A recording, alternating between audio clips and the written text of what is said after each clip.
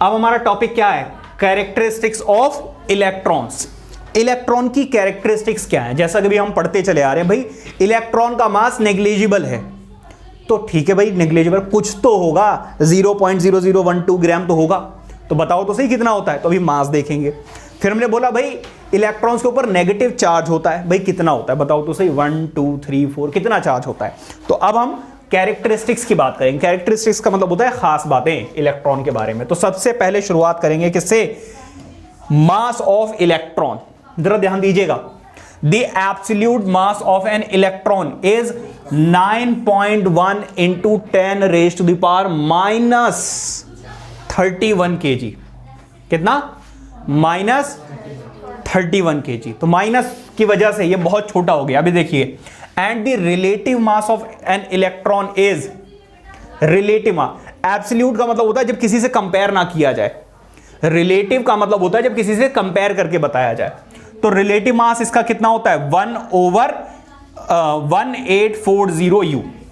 ये केजी में है और ये क्या है? U। ये वाला मास कार्बन 12 से कंपेयर करके बताया गया है, ठीक है।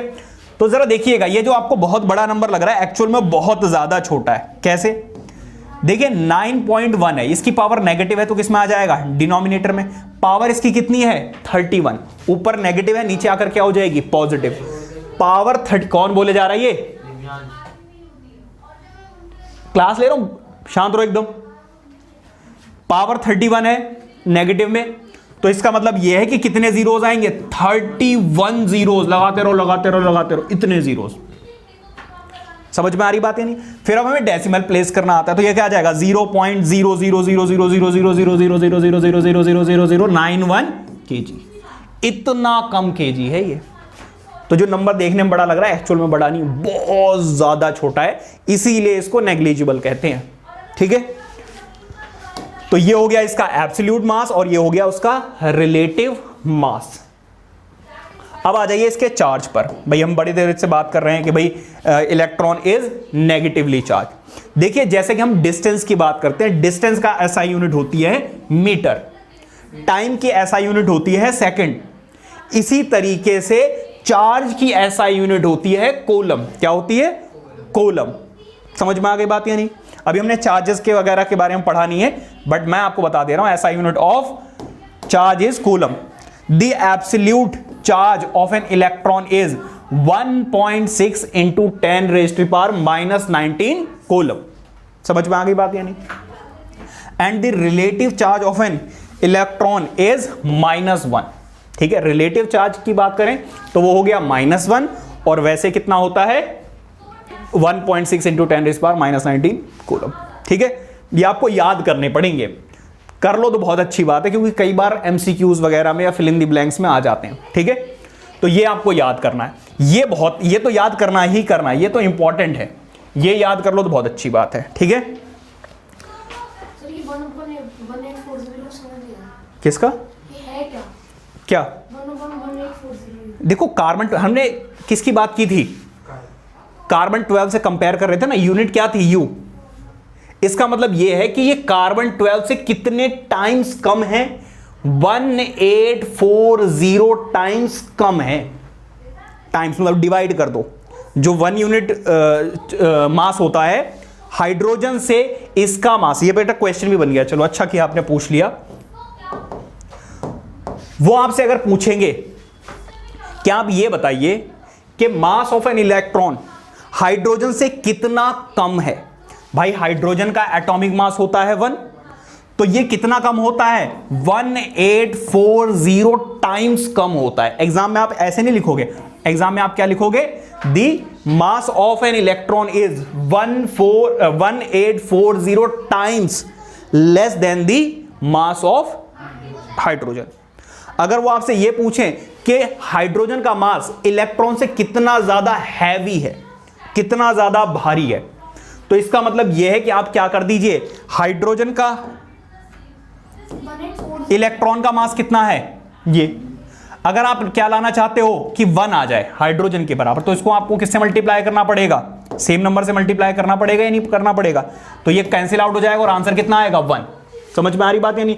इसका मतलब यह है कि हाइड्रोजन का मास 1840 टाइम्स हैवी है। इसको आप ऐसे समझिए कि अगर इलेक्ट्रॉन का मास है 1 kg, तो हाइड्रोजन का मास कितना होगा 1840 kg, 1840 kg।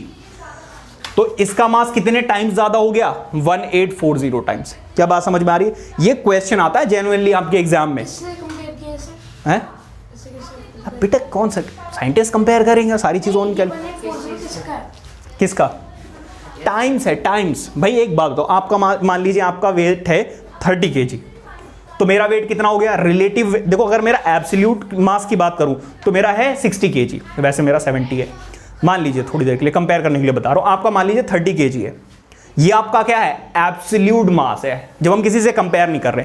मेरा मास कितना है 60 kg, ये क्या है मेरा एब्सोल्यूट मास है। अगर रिलेटिव मास की बात करूं तो मेरा मास आपके मास से 2 टाइम्स हैवियर है, या फिर आपका मास मुझसे 2 टाइम्स कम है।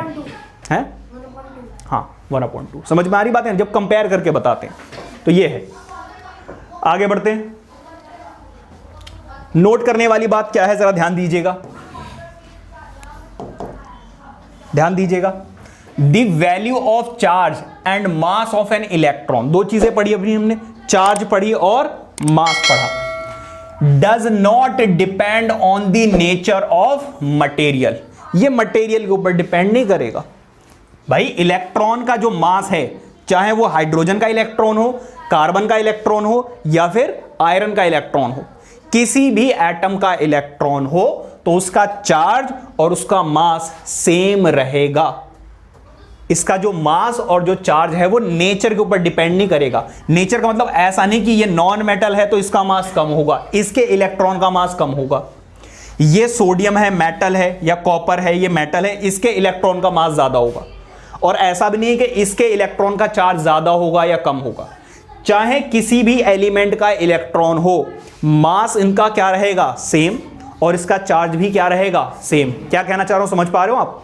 क्योंकि इलेक्ट्रॉन्स तो इसमें भी हैं, इसमें भी और इसमें, इन सभी के इलेक्ट्रॉन्स का मास भी सेम रहेगा और चार्ज भी सेम रहेगा। ठीक है, अच्छा आगे देखिए। Material of cathode and the nature of gas taken in discharge tube. ठीक है, गैस टेकन का मतलब यह है कि भाई किसी भी एलिमेंट की आप क्या कर लीजिए, गैस ले लीजिए, कोई दिक्कत वाली बात नहीं है।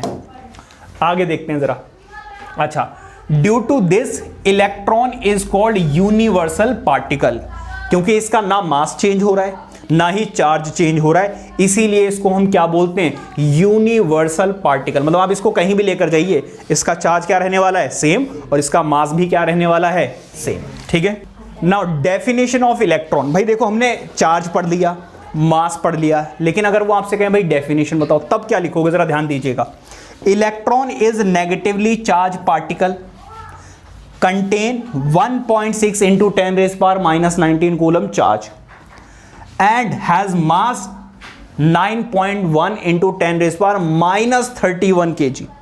ठीक है, तो दोनों चीजें बता दोगे। ऐसा पार्टिकल, नेगेटिवली चार्ज पार्टिकल जिसका चार्ज इतना हो और मास इतना हो, तो समझ जाइए कि वो क्या है, इलेक्ट्रॉन है।